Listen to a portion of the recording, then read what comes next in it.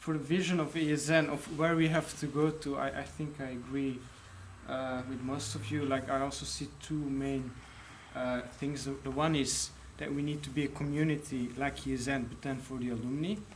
And the other one is, of course, to support ESN. But I do not only see supporting ESN as a way of helping ESN, but I also see that as a way of helping us, because the stronger we make ESN, the stronger that we will become, as there will be more active members of ESN that will want to become alumni.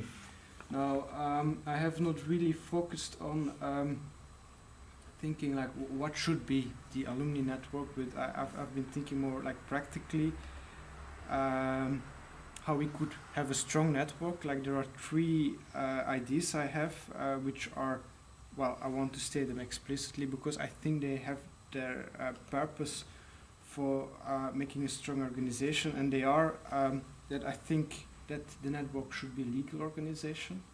I will explain later why all 3 points.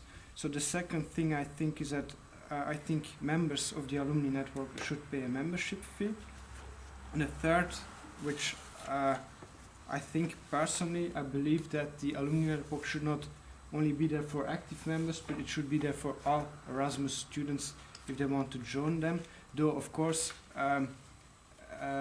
ESN members can have a special status for things like AGM, that only people who have been active in ESN can go to AGM, but I believe that the more people we can include, the better.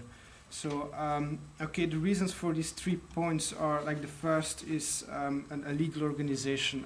Why I would like the alumni network to be a legal organization is that I think it's a requirement to be able to deal with third parties. If you are not a legal organization, we would be a part of ESN, then basically if you, for everything we would like to do, we would have to have the approval of the president of ESN, which I think would not be very practical. So if we want to organize a meeting, or we want to organize an event or whatever, or I think it's more practical if we are an organization on ourselves. So that's the reason for a legal organization.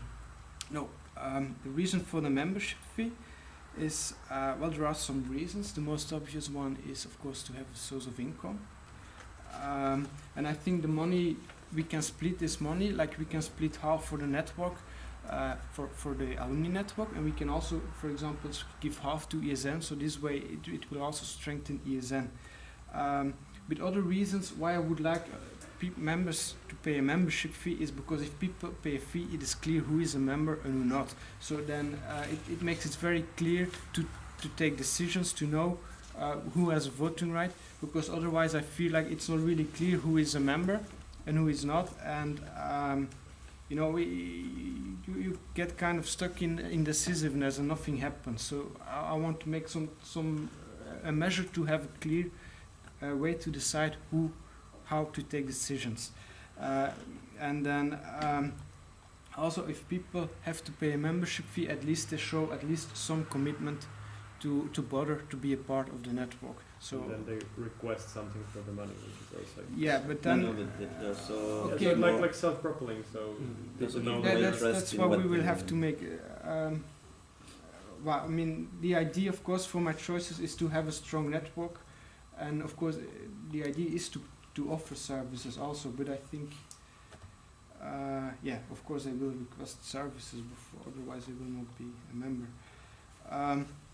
Now the third point, which is maybe the most controversial, I think the other they might be quite